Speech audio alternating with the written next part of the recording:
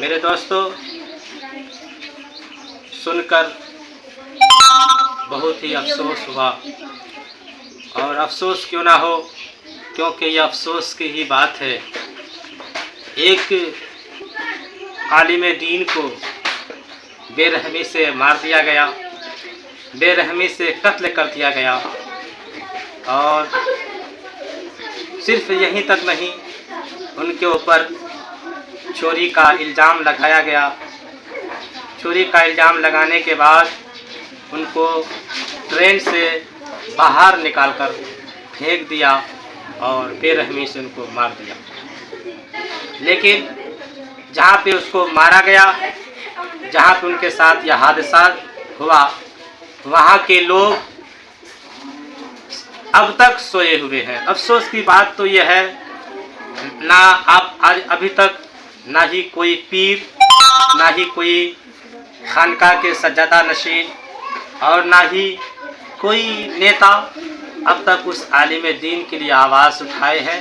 आवाज़ उठाए हैं तो सिर्फ़ और सिर्फ ये IM के पार्टी, जो कि अख्तरुल ईमान, तौसीफ़ और आदिल हसन, मतलब दीगर क्या कहते हैं, AIM के पार्टी जो है, उन्होंने उस मरहूम मौलाना के लिए आवाज़ उठाए हैं और अभी तक आवाज़ उठा रहे हैं, प्रोटेस्ट कर रहे हैं और मोमबत्तियाँ जला रहे हैं। मैं सरकार से, अपने बिहार के सरकार माननीय श्री सम्राट चौधरी से मैं ये रिक्वेस्ट करूँगा कि कातिल जो भी हो, जहाँ का भी हो, उस कातिल को जल्द से जल्द पकड़ा जाए, उस मुजरिम को जल्द से जल्द पकड़ा जाए, पकड़कर उनको जेल के सलाखों में डाला जाए और कड़ी से कड़ी उनको सज़ा मिलनी चाहिए।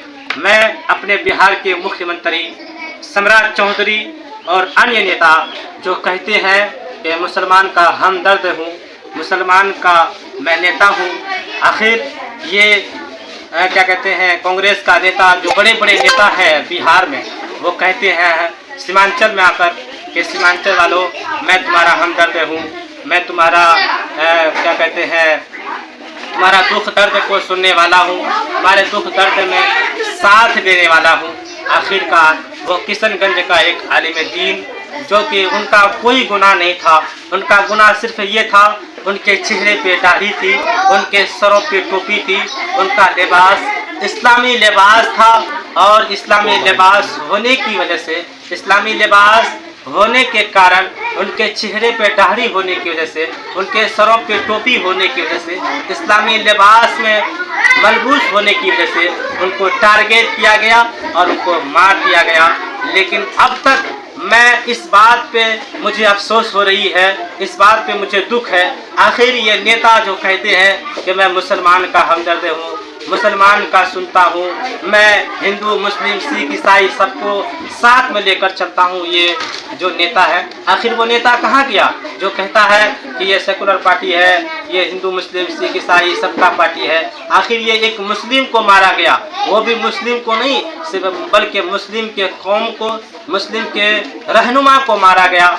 और मैं उन लोगों से, उन हजरात से गुजारिश करूंगा कि भाई मौलाना तौसीफ साहब गोरखपुर के जिस इलाके में इमामत कर रहे थे, ना ही वहाँ के कोई आदमी अब तक आवाज़ उठाए हैं। आखिर ये आपके वहाँ इमामत कर रहे थे, आपके वहाँ क्या कहते हैं, मुदरिस बनकर खिदमत कर रहे थे, आपके बच्चों को तालीम दे रहे थे, आप भी अब तक सोए हुए हो और सिर्फ AIM के पार्टी जो अख्तरुल ईमान है वही आवाज़ उठाया है, उसके अलावा कोई आवाज़ नहीं उठाया है। तो इससे ये पता ये चलता है कि मुसलमान का कोई हमदर्द नहीं है, ना ही कोई मीडिया वाला।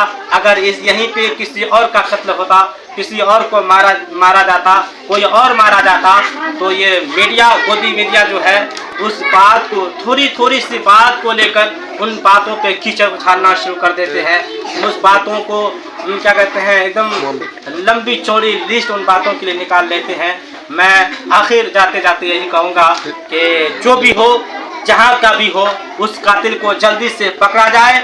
और मैं खुसूसी तौर पर जहाँ से वो मौलाना मरहूम तौसीफ रज़ा जो कि सफ़र करके आ रहे थे बरेली शरीफ से, मैं बरेली शरीफ के उन लोगों से भी कहूँगा कि आप मौलाना तौसीफ रज़ा के हक में खड़े हों और उनके हक में प्रोटेस्ट करें और उनके लिए आवाज़ उठाएं। उनको हर हालत में इंसाफ मिलना चाहिए। अगर उनको इंसाफ नहीं मिला तो समझो ये कानून मर चुकी है, कानून की ज़मीर मर चुकी है। और इन सब से बड़ी बात यह है कि इंसानियत मर गया है और इंसानियत की ज़मीर मर गई है। हिंदुस्तान जिंदाबाद, हिंदुस्तान जिंदाबाद।